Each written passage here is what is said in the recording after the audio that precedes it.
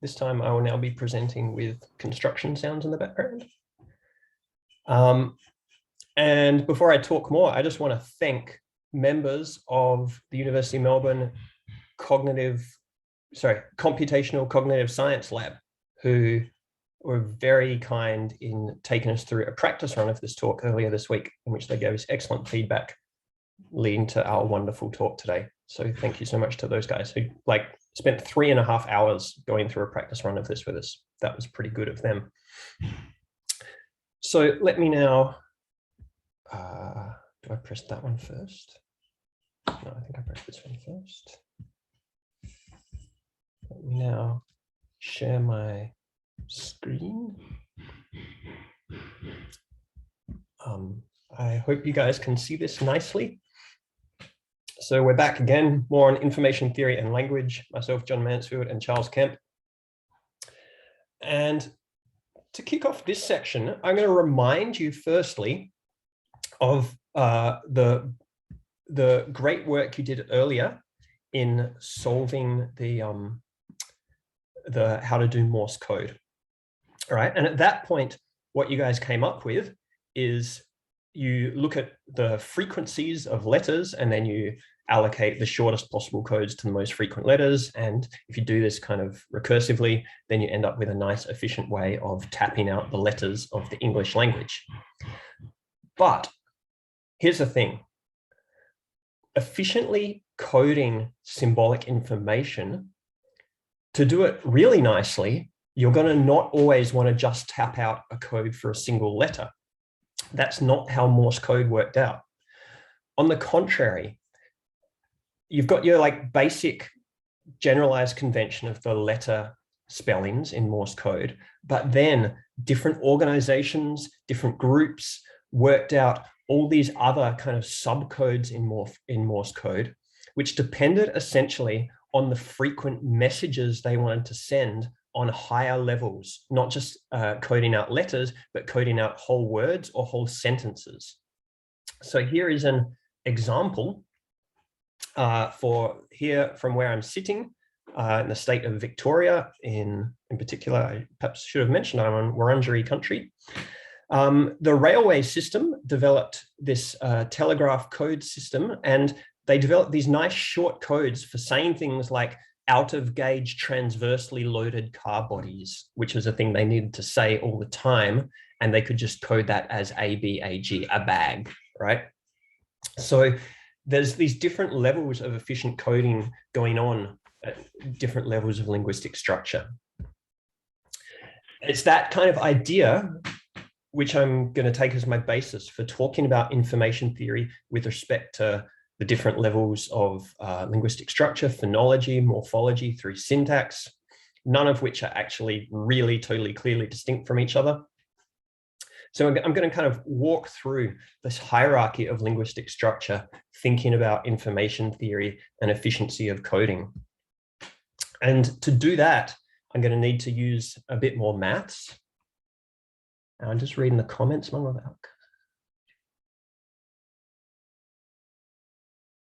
Right, interesting. So these surprisal that I introduced before, very importantly, we're going to need to look at the surprisal of messages, not just, oh, sorry, okay, that was a quote that someone asked for. I wasn't sure if I was going to somehow respond to that with regards to what I was saying. So these messages that all have their surprisals, right? They don't exist in a vacuum. So we've got these 3 possible messages, yes, no, and later. But the whole question is, what happened before that in this communicational context? If someone just asked, do you want some ice cream? Then yes is going to be a very low surprisal. If someone just asked, do you want some spam? Now yes is going to be a very surprising message, and no is going to be the unsurprising message, right? So context is crucial in the surprisal of symbolic messages. So as a generalization, when we take any symbolic message without any context, then we have less idea about what it's going to be. There's going to be higher entropy and more informativity the more that we lose context, whereas specific contexts will usually favor one message and create low surprisal for one particular message compared to the others.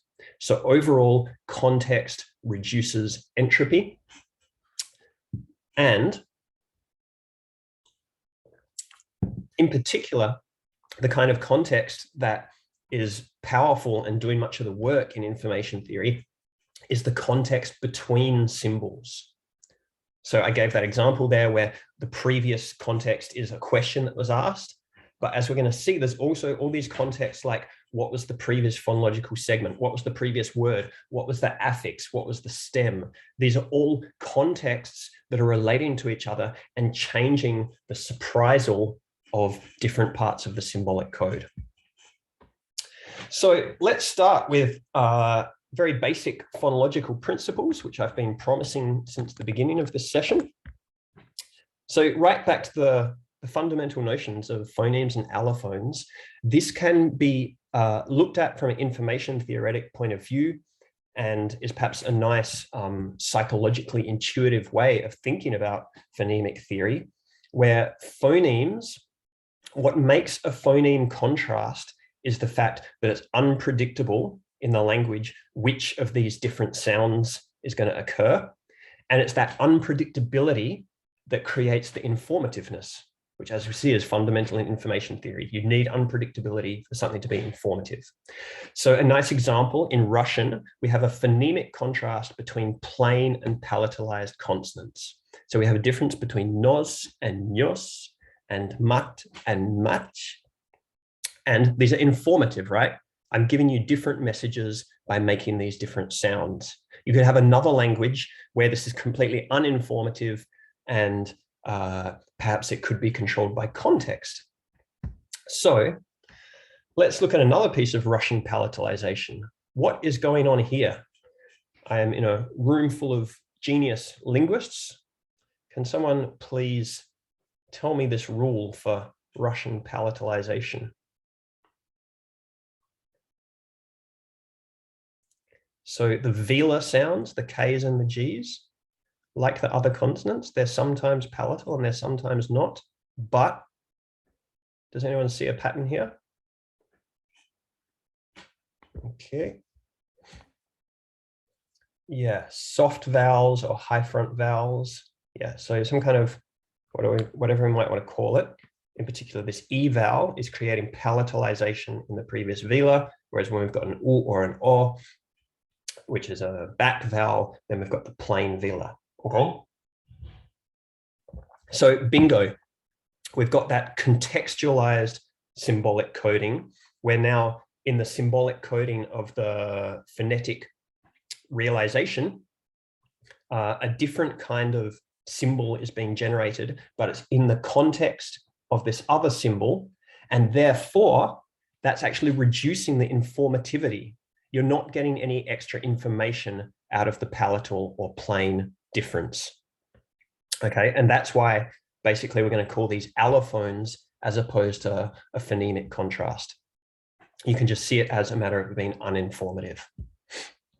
Now, here's the thing, right? So here's probably just what I just said. So the vowel context makes it predictable and therefore uninformative. By the way, if you therefore wanted to compress Russian phonology into an optimal encoding, when you got to the velars, you wouldn't bother coding anything for palatalization. You just leave it out of the optimal encoding. Now, what's even better about taking the information theoretic approach, where we're going to quantify things in terms of information, is this Russian velar palatal allophony thing. It's not absolute.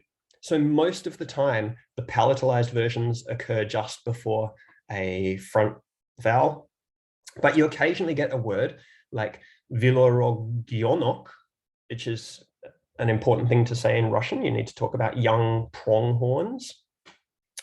So you occasionally get a word where you do get a palatal velar before a back vowel, right?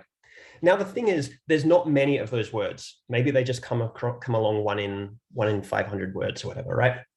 So if you want to just have a non-quantified, non-information theoretic approach where you just have to say, is it a phoneme or is it an allophone? You're going to have to choose one or the other. And you're not going to come up with such a great account of this, because you're either going to just have to say that that this isn't part of Russian phonology, or you're going to have to say, actually, there's a phonemic contrast here, and ignore the fact that 99% of the time it's predictable. But the information theoretic approach is going to give us tools for quantifying these degrees of predictability. And therefore, we can, for example, treat these phonemic contrasts as entropy. So entropy is the uncertainty. And as we know, you get an entropy of 1 bit when it's a 50-50 chance. So this is from a corpus, I think, of Russian, or perhaps a Russian dictionary.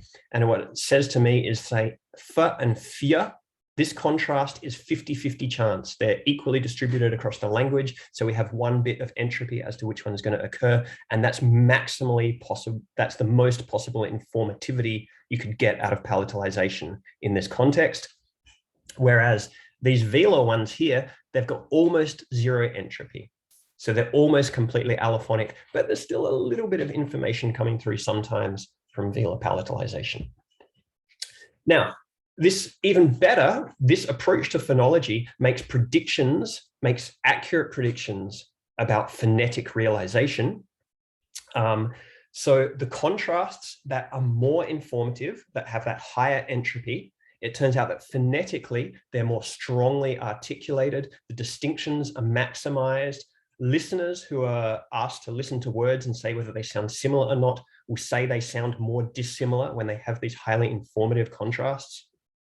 Whereas if you make phonetic differences that have low informativity, they tend to be weakly articulated. The distinctions are relaxed. People perceive them as similar. So all this actually points at the way that phonetics is, I just included this little box in here saying phonetics is lossy to tie it back to what Charles was talking about. So when people are communicating using a phonetic channel, then a certain amount of information is getting lost. So there's kind of gradients going on in how much redundancy they're building in, or how much they're just allowing for uncertainty in the signal. What's more, these informativity and phonological contrasts make excellent predictions about how word length and segment inventories play out in languages. So going back again to our very core information theory concepts of how many symbols do you need and how long are your messages going to be, we would predict that a language with a large number of different symbols, like a large number of phonemic segments, is going to be able to have shorter codes, and then the inverse. So if we see here this click language, this has a very large number of phonemic, lots of click consonants, 120 different segments apparently, and words are only like 3 or 4 segments long on average in ho, and also Thai with its different, kind of tone and phonation categories.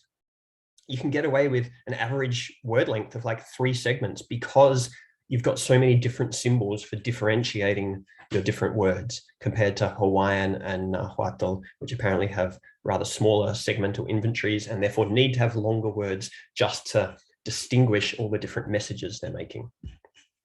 So information theory seems to be a powerful principle in how phonologies are structured. Even better, this works out when we bring in the dimension of time and look at that information channel and how the symbols are being transmitted second by second. We're also going to find very nice predictions playing out information theoretically for how different languages work. And Charles will tell you more about that, because that then really ties into that concept of uniform information density and channel capacity. So how do we get up through these levels, through this kind of constituent hierarchy, getting from phonemes up to morphemes and onto words and phrases and such? I'm going to just highlight an early study from Zelig Harris, the structuralist who I mentioned earlier, who was really interested in sometimes kind of quirky little algorithmic methods for trying to analyze linguistic data and work out what the structures are. And he had this 1955 paper where he just looked at letter transition possibilities. He had a little corpus of sentences. And what he looked at, a bit like Shannon, was just for every letter, he didn't actually look at probabilities. He just looked at how many different letters can follow each letter, except for actually, sorry, it wasn't letters. He instead did phonemic transcriptions. This is his phonemicization. I'm not saying I agree with it, but here's his phonemes for he's quicker. And he looked in his little corpus at just how many different phonemes can follow each phoneme, right? So h can be followed by 14 different phonemes. But if you then put together h and e and give it a bit more context, we now have actually 29 different phonemes that can follow that. So that's especially because he apparently, is very unpredictable what's going to come next. But what happens, I've bolded some of the highest numbers. Harris's main observation is that it's at the edges of morphemes that this range of possible next phonemes seems to peak. So he is the end of one morpheme, and then he's is the end of the next, and then quick is the end of the next. And he said, look, you suddenly get this peak in unpredictability in a greater number of next possible phonemes that occurs at the boundaries of morphemes. So there's a couple of possible, I think there's a couple of different things going on in this study. And it was very early days then, but it kind of seeded much later research. I've cited a couple of later works there. One is just a phonotactic principle of how phonology fits together, where at least in English, on the inside of morphemes, you have general more constrained phonology. So that means you have lower numbers of next possible phoneme and less uncertainty on the inside of a morpheme. It also highlights the fact that the edges of morphemes are a site of unpredictability. And that's because morphemes are natural linguistic units which get composed and put together. So basically, he was starting to gesture towards a quantitative way of thinking about what is a compositional unit. Because when you've got compositional units, then the uncertainty is at their boundaries in the way that you put them together. Whereas if a thing like, so the internal part of a lexeme or a morpheme is not compositional, and therefore you've got this much greater predictability of what's going on the inside of it, if that makes sense. If it doesn't make full sense now, I hope it will start to with the following slides. So this idea of morphology and what these morphemes are, a nice way of thinking about it is in terms of layering within a word. And there's fantastic foundational work here by Jen Hay and Harold Byrne and others. So there's in a very meaningful sense, there's different layers within a word whereby in the inner parts, there's some kind of morphological composition going on there, but phonologically, it's more like a morpheme internal phonology. So I talked about some of those different kind of constraints we get. So for example, the transition between consonants, like going from an to a f, that's a very boundary kind of transition.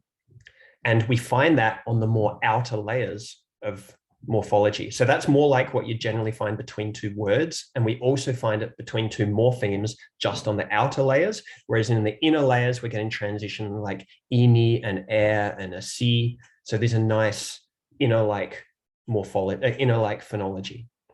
Okay, so there's some phonological sense in which there's layering, and this is more inner-like, and these are increasingly like these outer layers.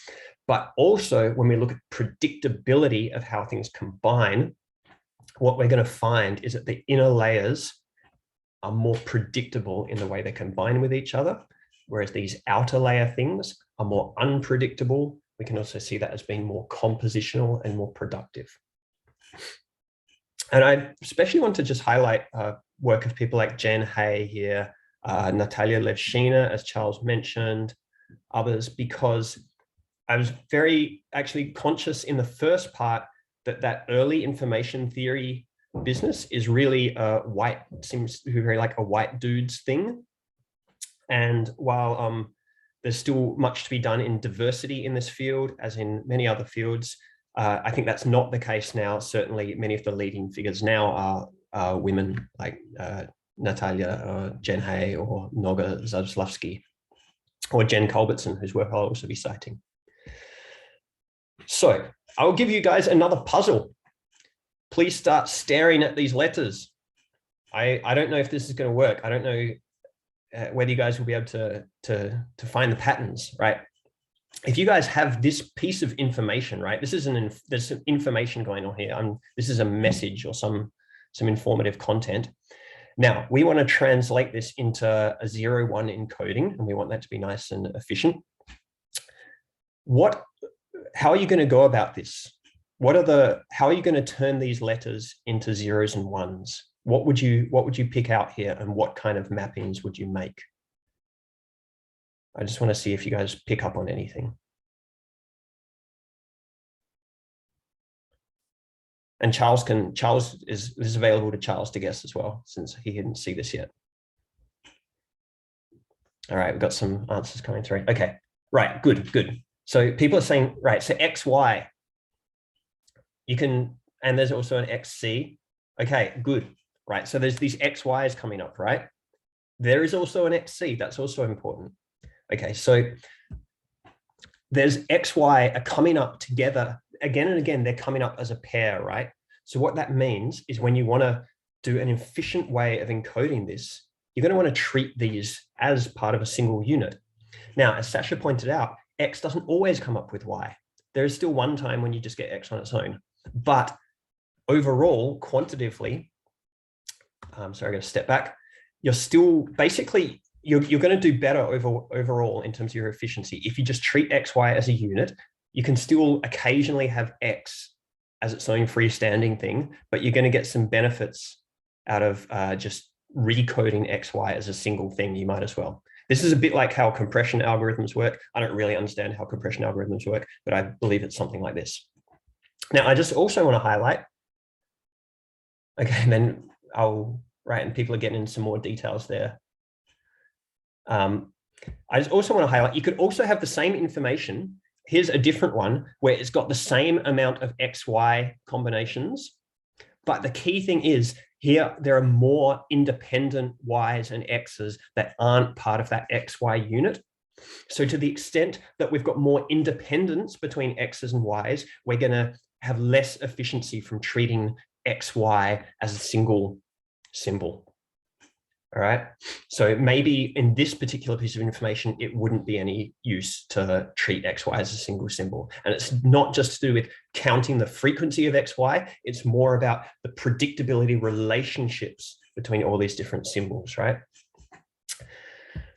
So one way of expressing this kind of thing in mutual information, in information theory, so I showed you before when I was looking at that layered morphology, we had these internal things like meaning and prayer and deceit, and those are less productive, less compositional kinds of morphology, which is to do with the fact that they're more internally predictable.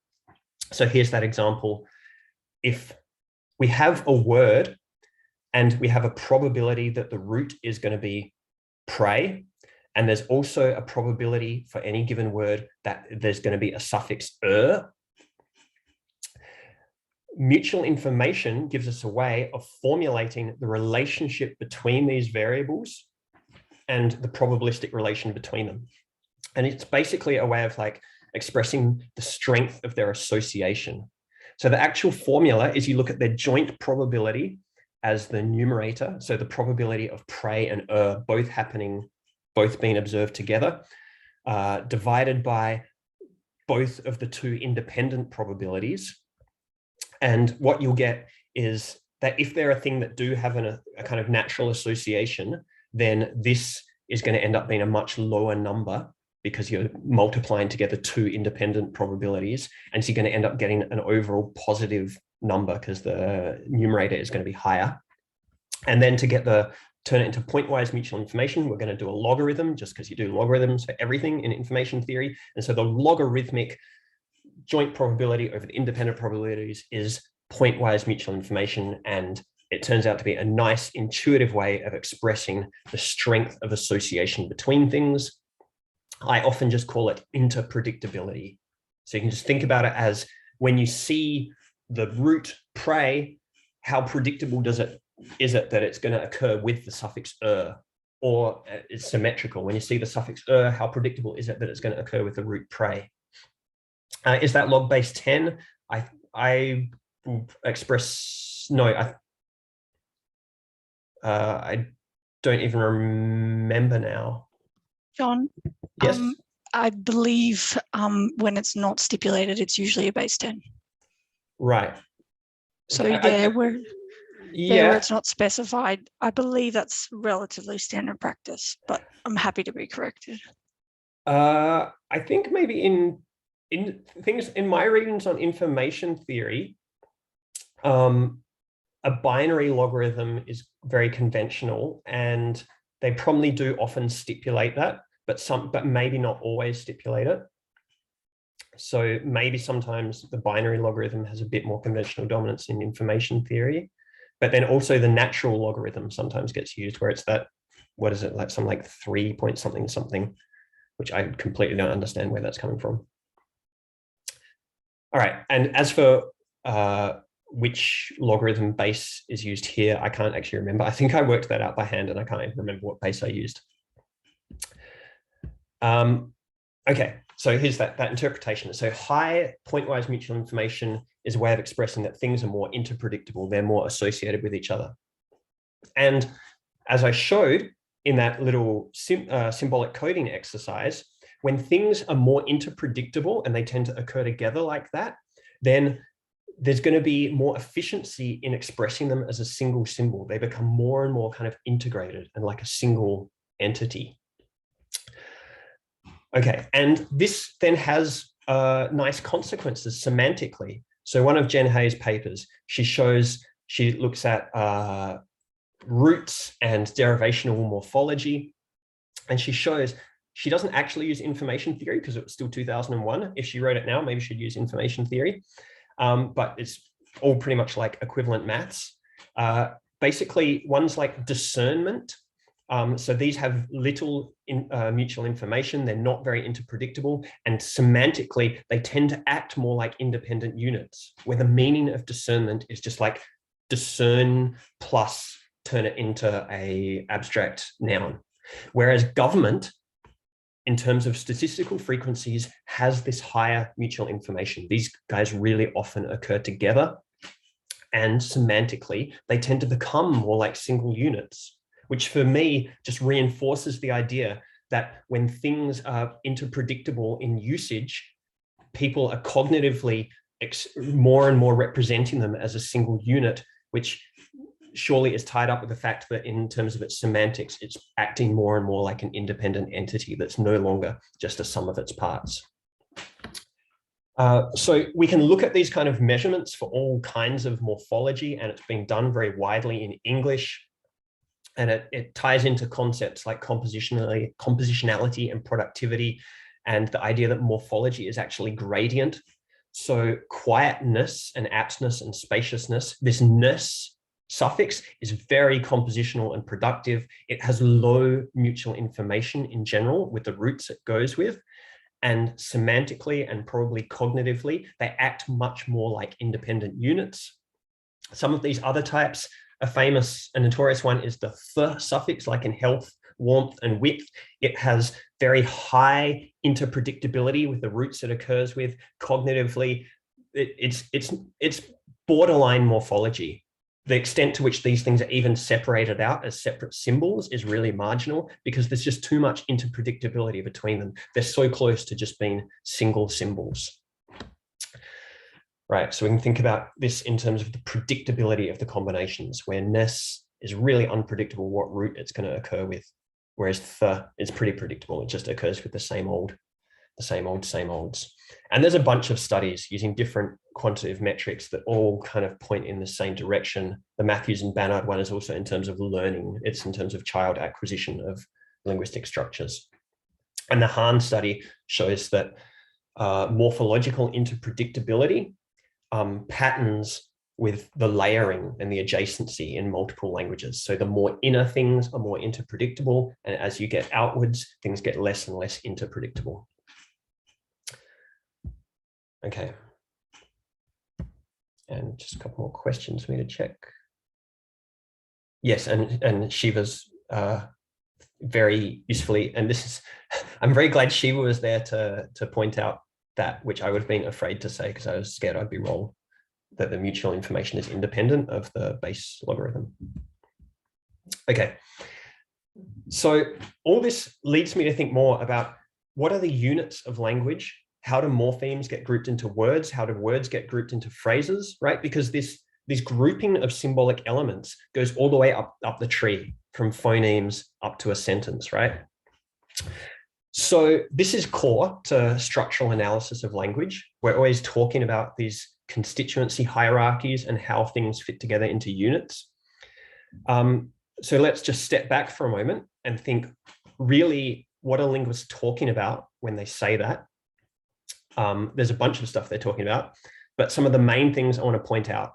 When linguists say that things are grouped as a constituent, they're often talking about linear adjacency. They're looking at the different linearization patterns and they're saying, right, these things are always next to each other, so they're a constituent. They're often talking about selectional restrictiveness, which is a fancy, it's close to being a bound morpheme, but it's basically the way that meant has to occur with, is it always a verb root?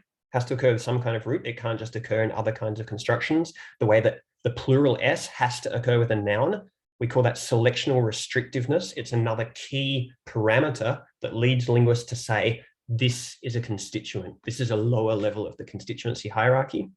And the other thing, which is key in all this, is phonological integration. So there's stress domains, there's kinds of morphophonemic boundary phenomena. There's those other phonotactic phenomena I briefly mentioned before. Basically, the lower down you are in the hierarchy, the more we get all these symptoms of phonological integration. Okay, so there's these different formal properties which lead us to posit a hierarchical structure in language. Now, what I want to entertain in the remaining part of this section is whether this hierarchical structure in language may have a general relationship to the interpredictability of symbolic elements. Because as we saw a little hint there in some of those morphological phenomena, it seems like in the inner parts of morphology, there's more interpredictability and you're getting things being more unpredictably combined as you go outwards. Just check questions. Okay, I seem to be on top of that. All right. So I want to introduce a study now looking at these phenomena in terms of selectional predictiveness. And for this, I looked at verb structures so I started looking at a range of languages. The thing about verb structures in many languages is they do involve combining elements. And there's often talk of different degrees of kind of tight binding versus loose binding. There can be some unclarity as to should we say this is bound up into a single word, like in German, vorlassen or morempata or matar, these are considered to be a single word, versus English, go over, go out, give up, or urdu, bet. These are considered to be phrasal. Now, the reasons why people come up with this is because of all those parameters like linear adjacency, phonological integration, selectional restrictiveness. But underlying all this, could there actually be some interpredictability patterns as well? So my hypothesis is that the verb structures, which have more of these constituency properties, should be more interpredictable in general. And in particular, I looked at the selectional restrictiveness of verb complexes in German and morempata, which worked very nicely for me because these two languages are both dominated by complex verb structures and they have different types of selectional restrictiveness. In German, you have an unrestrictive type like vorlassen, where the preverb part is unrestricted. It can go off in all kinds of other constructions, compared to verlassen, which has a restrictive preverb. Okay, so these different types of verb structure in German have different kinds of selectional restrictiveness. In morempata, you've got one type where the coverb part, this lily part, is selectionally restrictive, but the first part is unrestricted. And then you've got another type where both halves are actually both selectionally restrictive. So I've got a proposal that as we go down through more and more selection or restrictiveness, there should be more interpredictability in how these combine.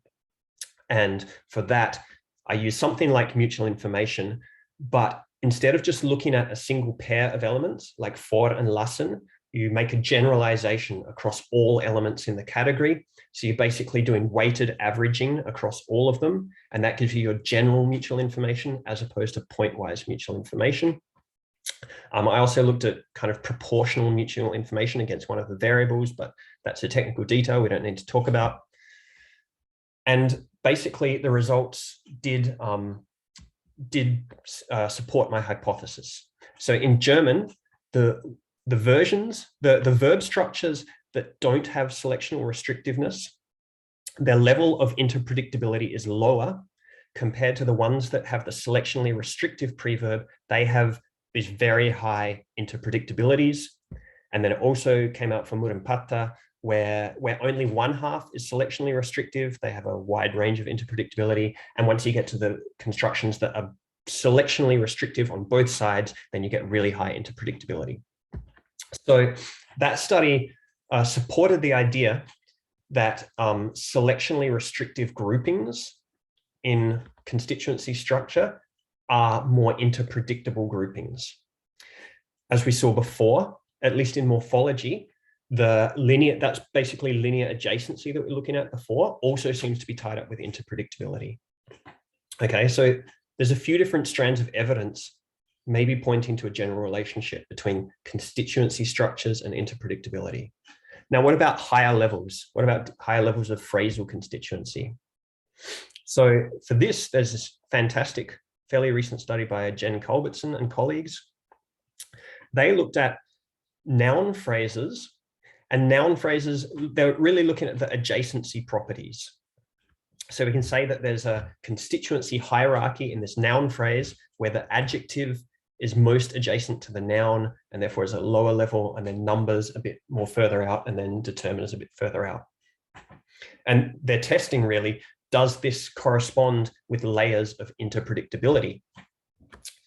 And it ties in, so they also frame it in terms of properties of the world that we're experiencing and that we're communicating to each other, because these interpredictabilities are actually driven by our experience of the world. So the example noun phrase being these 3 spotted Dalmatians. All right, the adjective is at the innermost layer, right? Spotted Dalmatians. So in this example, the property of spottedness and the entity Dalmatian, these are really interpredictable, right? They always go together. The number 3 is less interpredictable because as the Dalmatians wander around in the world, they're coming in different numeracies every time you see them, right? And as for the determiners should have really low interpredictability with the things they occur with, because a determiner system is just changing from moment to moment, depending on who's talking and how we're construing the spatial environment in which we're talking, right? So we would expect that determiners will have very low interpredictability. And lo and behold, it's the determiners that are occurring on the outermost layer of the noun phrase. And you can see here that Thai and English have kind of exactly the same structure in terms of layering, but just different linear order. And they measure this interpredictability in corpora for, 25 languages. And for these 25 languages, it comes out for every one of the languages so these are measures of average point-wise mutual information. Interpredictability between adjective and the noun is always the highest. And then number is always lower than that, and determinant is always lower than that. It worked for every language. So that seems to be a pretty strong regularity across discourse frequencies, how people speak, which they argue reflects our experience of the world, that adjectival properties just tend to be more interpredictable with the nouns they're modifying. And then the structure of the noun phrase in language after language follows this interpredictability pattern. So this is a count of hundreds of languages, and most of them, these bolded orders account for most of the data, and those bolded orders are the ones that follow this nice interpredictable nesting, where again, the adjective is most adjacent to the noun, and number comes after that, and demonstrative comes after that. So there's this really nice relationship between interpredictability and constituent structure in the noun phrase. I also have just cited there's another more harder to explain study that's come out by Hahn and colleagues showing a strong relationship between word order, adjacency, and interpredictability. Again, looking at corpora for multiple languages. Okay, so there's a nice question here. How does this work with flexible word order languages where the adjective could appear directly beside or further away from the noun? That's probably an excellent question because I don't know the answer at all.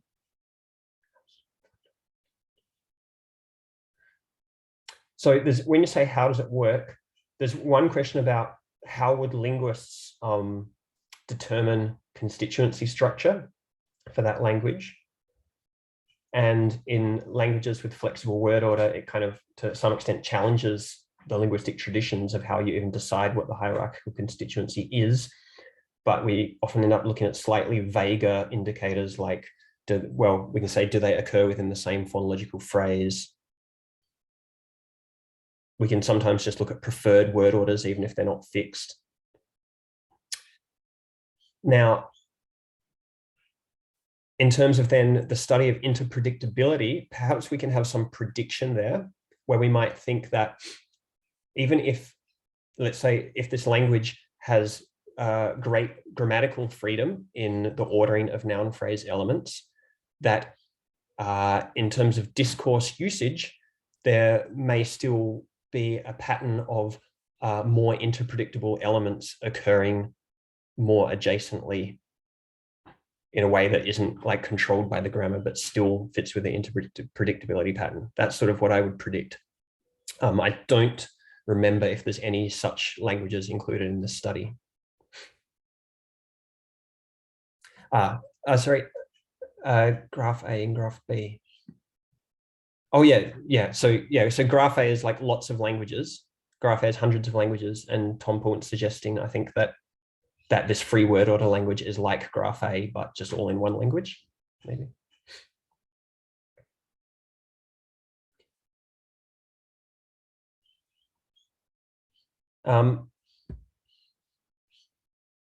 So I've been showing you these various studies which seem to, for me, suggest some interesting relationship, perhaps a quite general relationship between hierarchical constituency in language and interpredictability. This, there's still many unanswered questions here. Perhaps the most important is this relationship. Is interpredictability just a mathematical formula that happens to correlate with these constituency parameters? So I've been showing that it correlates with things like linear adjacency, like selectional restrictiveness. There's a little bit there on phonological integration as well. We find these correlations. Is it just happen to correlate because of some other thing that's really driving it? Or is interpredictability actually one of the forces that's creating constituent structure? We don't have the answers for that yet, but I think that's a very interesting question. I'm certainly entertaining the possibility that interpredictability may actually be a driving force. That's it for this section. I'm amazed I came in on time. I will now hand back over to Charles, but let's maybe just take 2 minutes to grab a glass of water. Right, can I sum up interpredictability again? Okay, sure. Let's hang on. I'll let the references play for a moment for people watching the video. There's 2 pages here of references. Okay, now back to interpredictability. Right, good question. Thanks for asking. Because I myself have to think about these things 30 million times before I even start to get clear on what it all means. I quite like this little example as a way of thinking about it, that X and Y have very high interpredictability here. It's almost complete almost complete pointwise mutual information, because they almost always go together. They're almost completely associated with each other statistically, not 100% though, because X still has a little bit of independence there. Compared to here, where we actually have the same amount of XY pairings, but there's just also more independence in other appearances of X and Y in other sequential arrangements. So this pointwise mutual information formula looks at that by just saying that probability that they occur together, so that would be like this would be like in the previous slide, if we say take each bigram and we're saying what is the probability that the first part of the bigram is X and the second part of the bigram is Y, and we'd say what's the probability of that bigram as we move along the text. And then we'd say what's the probability of a unigram being prey and what's the probability of X and what's the probability of the unigram being Y. And then we can put that bigram probability over, is that right? Over multiplication of the unigram probabilities. No, sorry, actually, I think it's, sorry, over the probability for each bigram that the first part will be prey, that the first part will be X times Y, that the second part will be Y. So it's basically on the top, you treat them as what's the probability that they occur together, and on the bottom, you just look at them independently as independent phenomena. And this gives you a way of expressing how much they kind of seem to associate. I hope that helps, but please ask more if it's not. I've often wondered, bigram is digraph, yeah. I've often wondered if interpredictability can help predict the likelihood of connecting two letters in cursive writing. Yeah. Or which combinations of letters are most likely to be abbreviated in manuscripts. That's, yeah, awesome hypothesis, Shiva. Someone should test that. Because and then various writing systems have that, don't they, right? Like they've got different ways of combining essentially two graphs into one graph. Is that right? I think do the ones on the Indian subcontinent systematically always combine kind of two phonemes into one, or do they sometimes have separate and sometimes together? Or yeah. Right. Is there a way of in Dutch that you put together the I and the J into just a single thing? Because that's the sound they're making all the time. All right. People just maybe grab a glass of water real quick. I'm actually going to grab a glass of water, so I'll stop sharing this. And I'll remember, so I'll stop sharing my screen and I'll stop the recording now so we can do nice chunks.